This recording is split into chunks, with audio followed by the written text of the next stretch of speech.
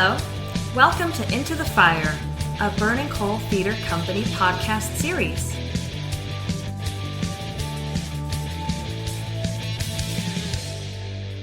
Hi, this is Jerome Davis. I'm the artistic director of Burning Coal Theater Company, and I'd like to welcome everyone to Into the Fire, the Burning Coal Theater Company podcast series on all things theatrical.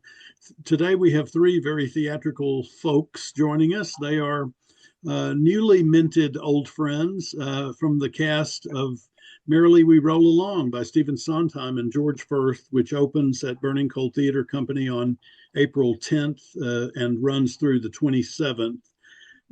Joining me today are Natalie Reder, Byron Jennings II, and Daniel Ryder. Welcome all. Hello. Hi, Thanks for having us, Jerry. Yeah, my pleasure.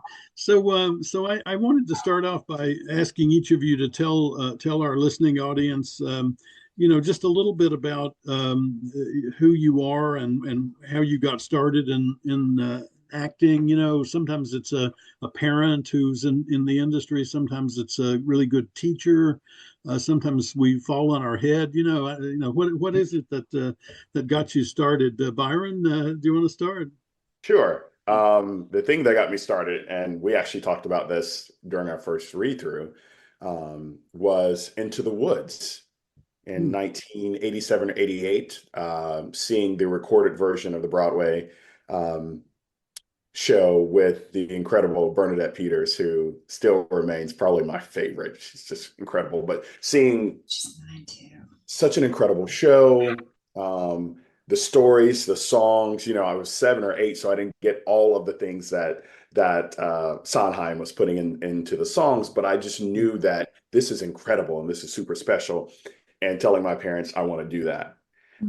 So yes, starting young and going from there, kids theater, and then chorus and things in high school, and theater in high school, and going back, I like to do plays and musicals. So anything that I can sink my teeth into, is fun for me. So that's how I got started. But Into the Woods was the impetus for the start of my theatrical life. And was that in a class, or was that your parents thinking that might be something a 7-year-old Byron would like, or what? How did that? That was in a class. So wow. The 80s babies and beyond will know this, that when you were rewarded in elementary school for either it was you finished a test or it was the end of grade testing, you get the rolly cart with the big TV that comes out.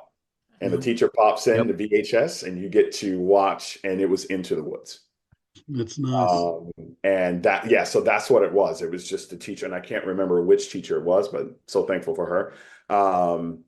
But that's how it started. Yeah, she just rolled out the card and said, "Hey, we have something special for you all today," and popped in that VHS, and my life changed.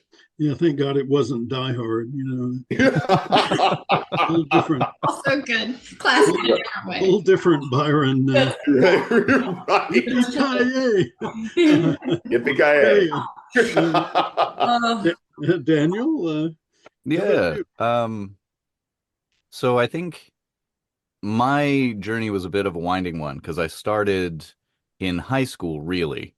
But like, as I replay my life, pretty early in life, around kindergarten, my Catholic private kindergarten with a minority population of me and like one other person did Once on This Island. And I remember after that show going, I don't know that I ever want to be on a stage again. That was really scary. But I was raised in a household where my dad listened to a lot of like old musicals, Rodgers and Hammerstein, and then like he just went through the whole suite, right? He had the Cats VHS, and he played the soundtrack for the Phantom of the Opera all the time. And I just got a lot of exposure to a lot of different theatrical events. And when I went to high school, I was a bit of an outcast and a bit of a nerd. And my dad, instead of sending me to the local school, took me to Enloe High School in Raleigh. And he was the calculus teacher there, and he had noticed that all of the theater kids had really tight connections with everybody. And he knew that I had like one friend in my entire school. So Mhm. he said, why don't you try going and meeting the theater kids and see, maybe you can make friends there. And they seem like a really tight-knit group, even the ones who are a little bit more awkward. Mm. And so I said, you know what? Let's do it. And I prepared my monologue, which the theater nerds in the crowd will recognize this one. It was Imagine by John Lennon. And so the only criteria that the theater teacher had was it should be you should have the confidence to get up on stage and you should know what a monologue was. Mm. So I didn't get into acting two. I went straight into acting one, but I made a bunch of friends and I learned a lot. And a wonderful woman named Sue Scarborough taught me all of the foundational principles of acting, and I've stuck with it ever since. Yeah, I know Sue very well. She's worked with our company a few times early on. Your Mhm. father sounds like a really interesting man. Calculus teacher and old show tunes are not two ideas that often go in the same person. What was that? What was that? Was it did he have an interest in theater and just never pursued it, or what led to that? Do you think? So I'm not certain if he had an interest in theater just like as a human being or as a performer. I know he was very much a character in terms of the way that he carried himself during parties. He was never afraid of charades or anything like that. Mhm. Um, but I think he was a world traveler. He was born in England. He traveled all over the world. He met my mom in Saudi Arabia. They eventually moved here and had me. And during that time, like, he's an outdoorsman, he's somebody who loves the arts, and I think he always wanted to expose me to all of those different pieces of himself. Yeah, So, yeah. And Natalie, how about you? Oh boy. At first I wanted you guys to go first, and now I'm not sure I want to follow that. So, like, okay, so how did I get into theater? I think we have to blame my mom, honestly, my mama, who might be the only person that I can convince to listen to this podcast. But my mom, like very early on, would have me watch many of the classics like West Side Story, and I developed a love affair for Rodgers and Hammerstein at a very young age, watching things like The King and I and South Pacific and Oklahoma. And we had VHSs at the time, VHS tapes. So I would put them in and just run those things ragged, just like listen to them and sing. And then early on, they took us to go see like orchestra key concerts. They being my mom and my mom and my dad, and would take my sister and I. And so we'd go to the Cleveland Orchestra and we would see all kinds of shows in downtown Cleveland and musicals. And the first musical I ever saw, like proper in the theater, was Joseph and the Amazing Technicolor Dreamcoat. And I think that that's the one that probably convinced me that, like, I want to do that. I have got to do more of that in my life. And so that's it, man. That's it. So my parents did it to me in the best of ways. Sure. They exposed me to it, and I was like, I love this. This is the best. But They're was always drawn to that music. Yeah. they're happy with having done that. They're Oh, pleased with it. I'm sure they're pleased with themselves. Yes. I'm sure that. Yeah.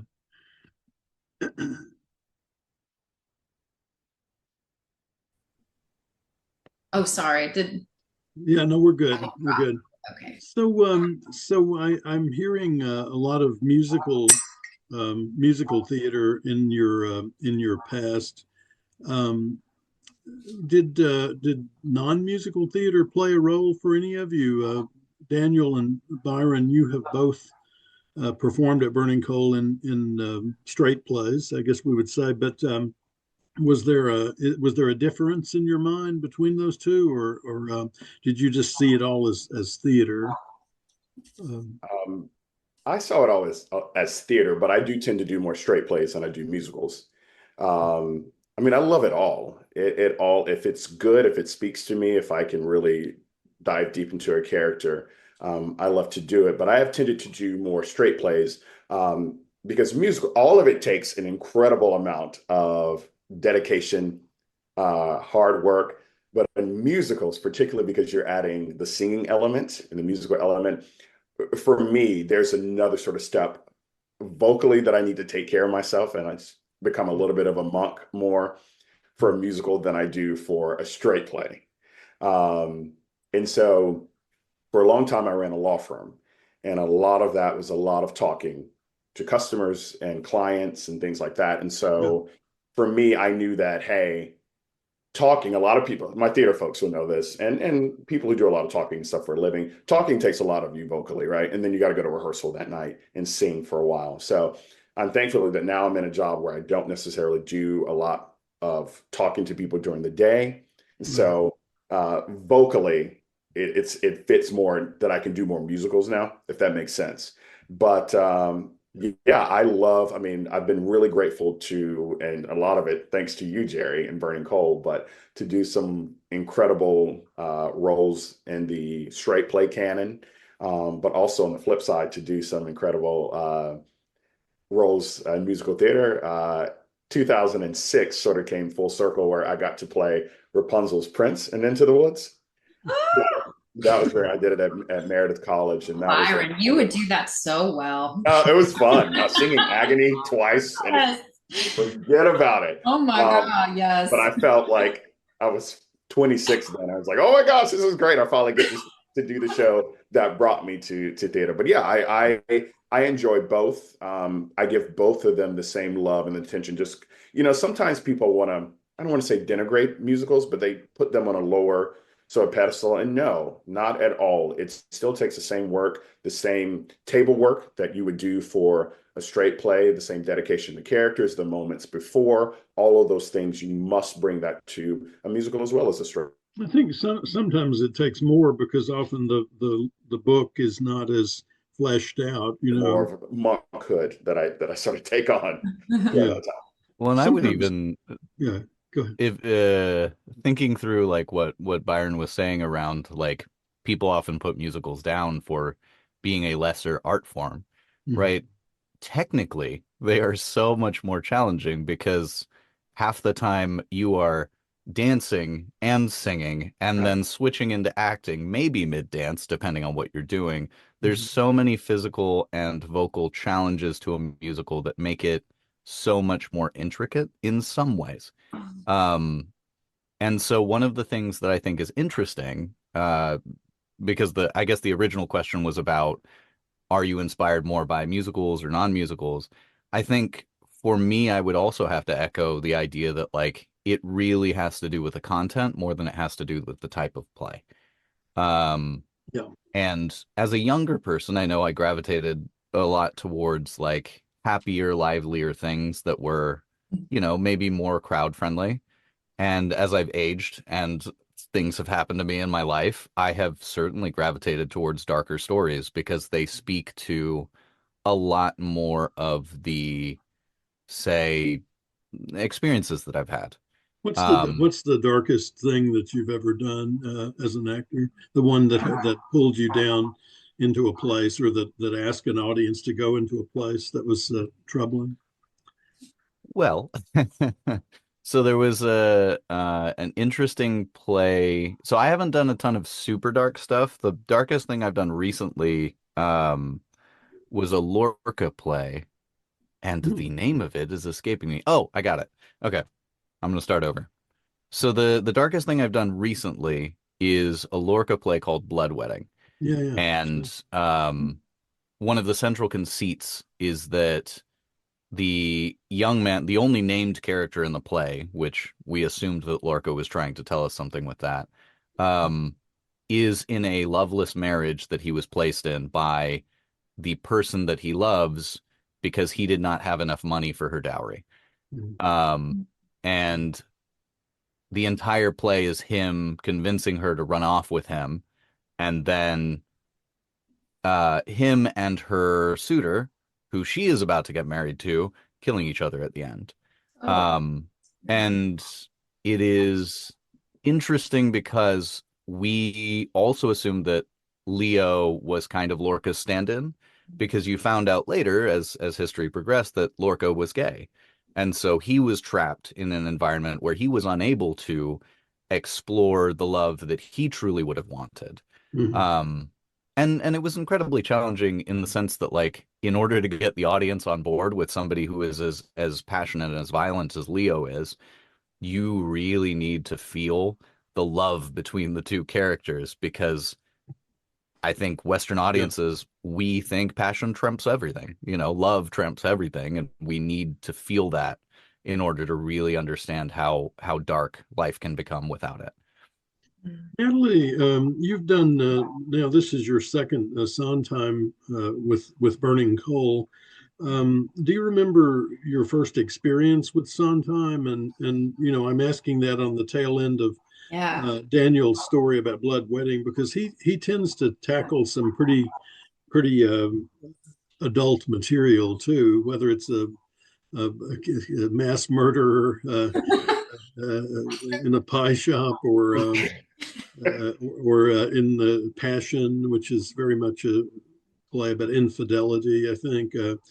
And even Into the Woods, there's some very dark themes in Into the Woods. What do you remember the first time you encountered Sondheim, and did it feel different to you than others that you've worked on?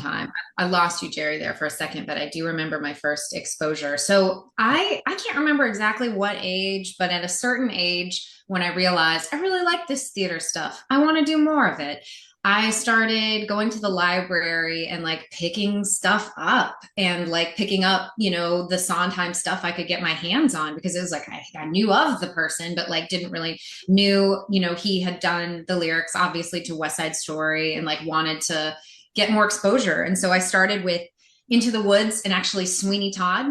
And this was probably like, I don't know that my parents would have let me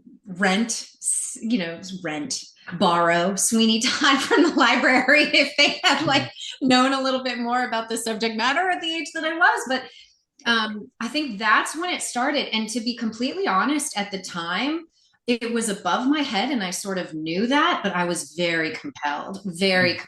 And it was so musically interesting and doing something in a way that I hadn't seen musicals do before. And it was one of those things where the more I listened to it, the more I loved it, to the point that like, Nothing's Gonna Harm You, that song that is in Sweeney Todd, I sing that to my son every night before I go to bed, because like it's just this gorgeous song, and it's sort of tragic in the setting of the show, right? Because it's Toby and Mrs. Lovett singing to each other, and it's like obviously she has very terrible intentions for Toby, but the song is so layered and it's so beautiful, and that was one of the first times that I just like listened to a score like on repeat, just again and again and again. And Sweeney Todd really captured me with Sondheim.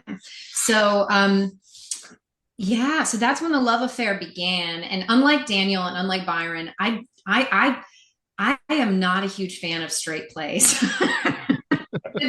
Don't hate me. Don't kick me out of the theater. Don't be mad. I just feel like I am in my element when I am singing and when I am acting through song, because I also, Daniel, I know you studied vocal performance. I was like, opera, that's not for me either.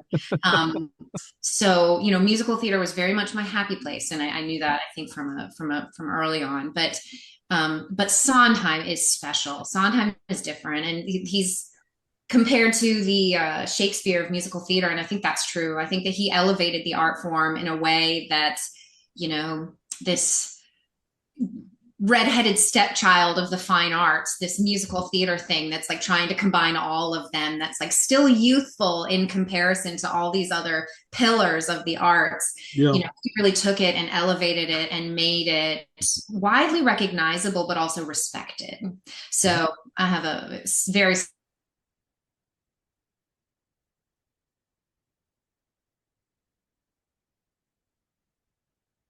the characters, and there's just so much meat to it, right? Like I see Daniel and Byron shaking their heads, so I know I'm not talking to a vacuum. Like, yeah, it's a very rich thing to get to do as an actor. And of course, in college, I got to do a lot of Sondheim, but it wasn't as exciting as getting to sink your teeth into like some of his best music and best written pieces. So I'm so privileged to get to do it for the second time. Yay! Yeah, Thank you, Jerry.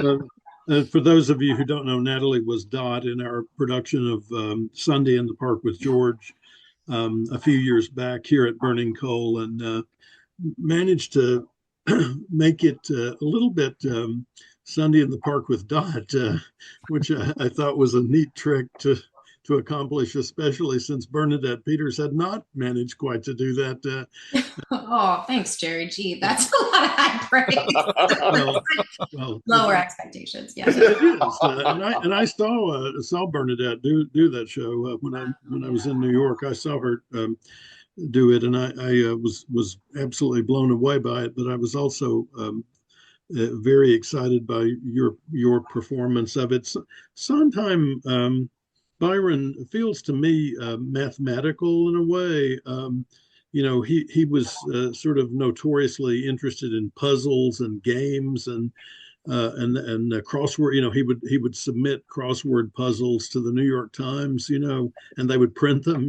So he was very very much a man who enjoyed as well putting it together, as the song goes, or the book, subsequent book.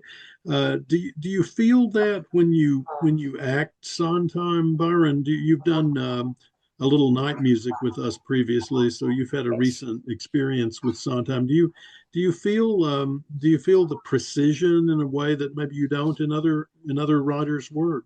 Oof, absolutely, and to all of the musical directors that I've had for Sondheim shows, they honor and respect that precision. And Sondheim, himself was at many of the revivals or obviously the new productions of his works. But actors, Broadway actors and such, or regional actors would always tell you if Sondheim showed up, you did the note exactly as it was written, because he wrote with intention. I think that's a good word, precision and intention. There's a reason why you go up to this chord, or you do this, or it's dissonance there, or it's this and that, because it all serves the purpose of the piece. So he never did it. I mean, when we're rehearsing, we're like, my gosh, Sondheim, what were you thinking when you make us jump up to this line and then back down to this and this? So, well, what was he thinking? What do you think? I mean, why does he do that? Why is that important?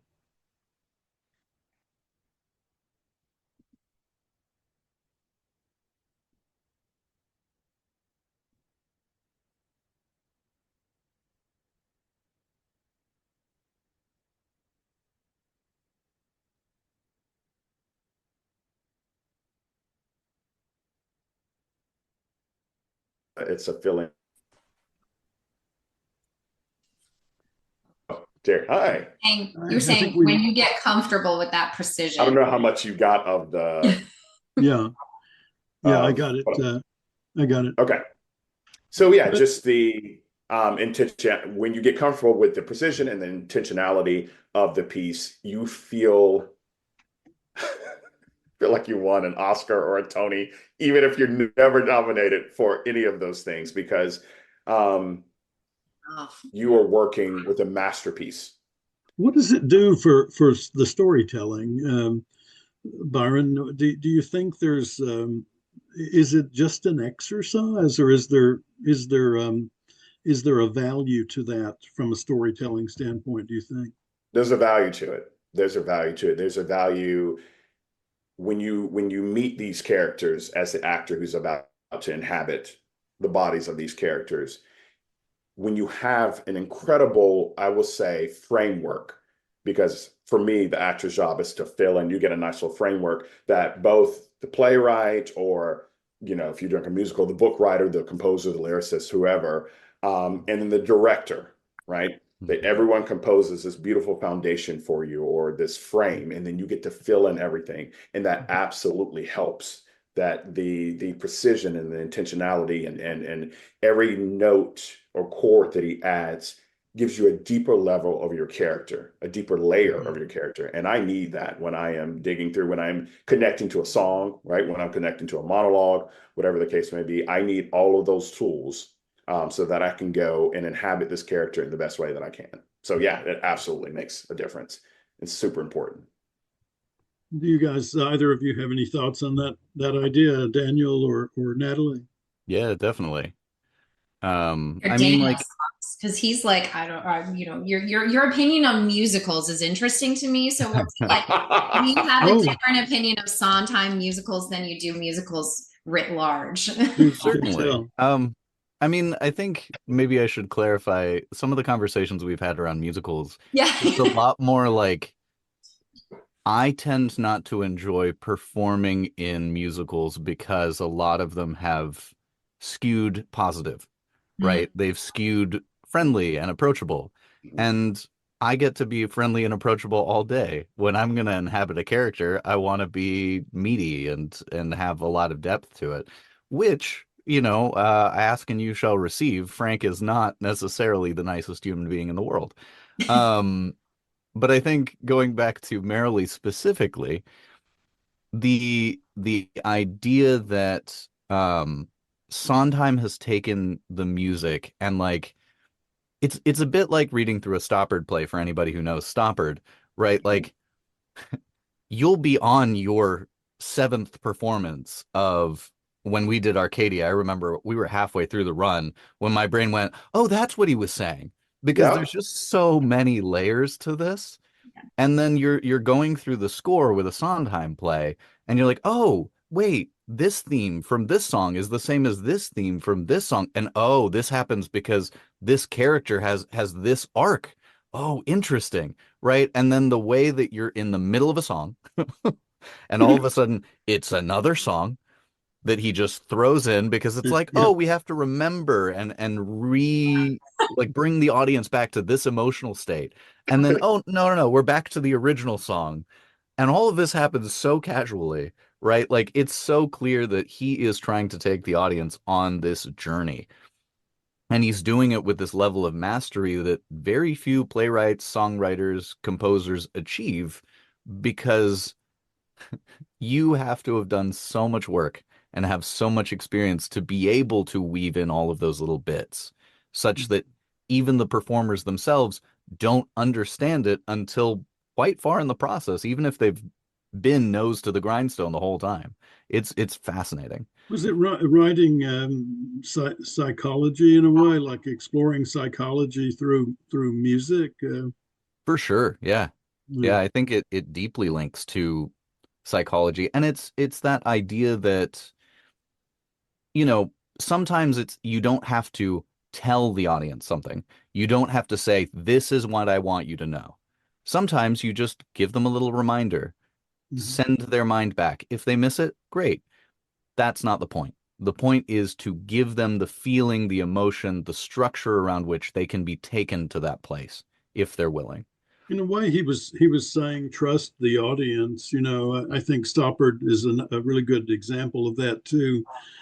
Or David Edgar, another of my favorites. Who was all who would put something in writing that you couldn't immediately grasp, that you had to work for a little bit, and Sondheim does that and somehow manages to find beautiful music in the process. So he's really. I always said that I thought the American musical theater grew up with Sondheim, and has now been able to go into more adult world. Let's talk just a little bit about Merrily We Roll Along.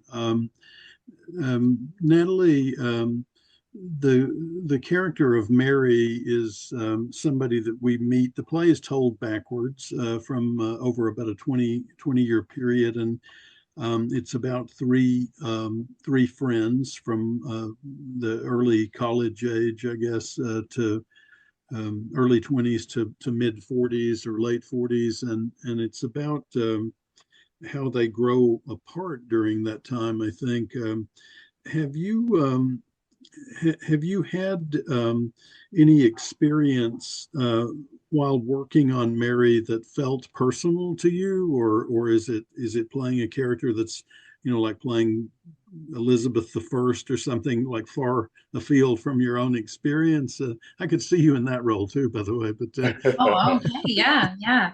Oh my goodness. Well, first off, quick sidebar, and then I'll answer the question. I promise. I have the question written down, so I won't forget it. okay, The quick sidebar, and Daniel, actually, when we were having our table read, you're the one who jiggered this loose because we were talking about how Merrily was such a flop when it first debuted. right, And I really started to think about that. And I think, think of Christopher Nolan today and how he is very interesting in terms of how he plays with time. And his first piece was like Memento, which I'm not even going to embarrass myself here and try to give a year to when that was, but it was certainly way after Merrily. And I yeah, think that, Daniel, you mentioned that the review, they were saying the director finally got Merrily right. And I'm like, and I wonder if audiences are also caught up in the sense that they now have an appetite for stories that are told in non-traditional ways.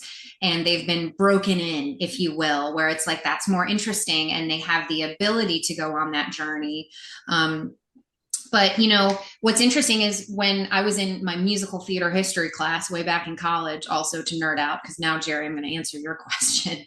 The director of our program used to say that Merrily was such a challenge because these actors had to go on such a journey. And it's like, well, what do? Do you default to sort of like the younger age or the older age, and then they can't play young as well? And like, how do you accomplish this like 20-year span of history? And gosh, I feel as though with every Sondheim character, there is something deeply personal because it's almost hard not for it to be deeply personal. I think it's a struggle not to find some aspect of yourself that can identify or relate to these experiences and these feelings. And he is so good about that. And yeah, absolutely. There is so much of this piece that feels personal, whether it's unrequited love or feelings that things aren't turning out exactly the way that you hoped, right? And hanging on to something way longer than the point that it's healthy. And, being confused and conflicted and trying to find the best path. Like there's so much here that's like deeply resonant, I think, for anyone, any individual, any human, let alone me. But I think that what I really like about Mary that's different is that she's got a sense of humor. I love that. I love that she's funny and dry. And I'm not trying to say that not all characters, but like a lot of times in musicals for women, you don't get a ton of that. And unless you're like more of like the character. yeah. She is such a meaty, interesting character. And I love that she's observant and can cut to the quick. So and Sondheim, man, he does those well, doesn't he? He always writes for dames. He's like, just I don't know if I can swear on this podcast, but like, badass women. He's just real good at writing for those. so that's fun. I'm not gonna lie, that's really fun. It's pretty clear he respected the women in his life for sure. He did. Well, except his mother, who I think he more or less despised. So maybe he was writing the woman he wanted in his life. Oh, yeah. Daniel, Better stop me, so I'll go on. Daniel, a personal connection with Frank. More than I feel comfortable with sometimes, if I'm honest. I think as an artist, as a creative, as somebody, I do write music, but it's a very different style. And that's certainly not the kind of thing that I think, ever be famous for. But as someone who like is pursuing business, has ambitions to build a creative business specifically to a reasonably large size, it is very interesting to see Sondheim's kind of almost warning for what can happen if you're not paying attention while it happens. And right, because there's no guarantee that you will make it big if you are trying to go down that path. A lot of it's luck, a lot of it's skill, and some balance of the two. But for Frank, one of the things that keeps happening is because he's so motivated by his love and his passion and allows that to be the only directionality or most of the directionality he has in his life. It's so easy for him to disappear down these rabbit holes and come out the other end finding out that everything around him has changed. And I think like the one of the big things, and I talk about this with like my wife and different people in my life, is like he has several decision points that he has to make. And I think the only thing that makes me feel a little bit more comfortable as a person who like does want to sail that ship down the line of ambition is that like I have reached some of these decision points. Like, do I choose fame or family? Right. And that I've been given that that choice in my life back when I was living in Seoul, South Korea, and I chose family. And Frank did not. Frank chose fame. So you get to explore what might have been in a way. Yeah. Yeah, Byron, and thankful yeah. for the choice I made. Thankful, yeah. Well, that's a rich experience then for an actor, I would think. Byron, is there anything about Charlie that you recognize in yourself? Can't wait for this answer. Absolutely, the love of art, right? The love of the purity of art, more than the love of fame or recognition, while also being thankful for the things that those things, fame and recognition, can bring you, but a real love of the purity of the art form and of the music and the composition and the things that these three are making together. Even though Charlie and Frank are the composer lyricists, Mary adds an ingredient. The friendship, I think, adds to the things that they're writing and they're doing together. Charlie's love of his friends, particularly his best friend, Frank, totally connect to that. He loves fiercely and he loves totally. And I am that kind of person to the people in my life. So the kind where you feel inspired by them. You want to be the best you can with them. You want to create with them in whatever way that means. So I connect to Charlie with that a lot. And, some of the things, some of the roads that when you're on certain journeys with friendships and you hit paths that diverge have certainly been there. I think it's probably safe to say that all of us on this interview have been there. Yeah. So absolutely. What happens when all of a sudden you hit a time where you're no longer connecting the way you used to, or you feel maybe not seen the way you used to? Absolutely connect to all of that. So yeah. Well, we're past our witching hour here. I said I'd take up 30 minutes of your time, and I've blown way past that. But let me ask one last question. The play ends at the beginning of the story when the characters, or at least some of the characters, meet each other for the first time. And my question is, on that rooftop in Upper Manhattan in 1957. Byron, what does Charlie want?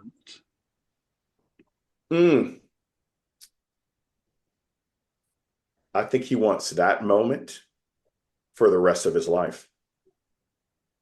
I think he wants that moment with these people for the rest of his life. Natalie, what does Mary want?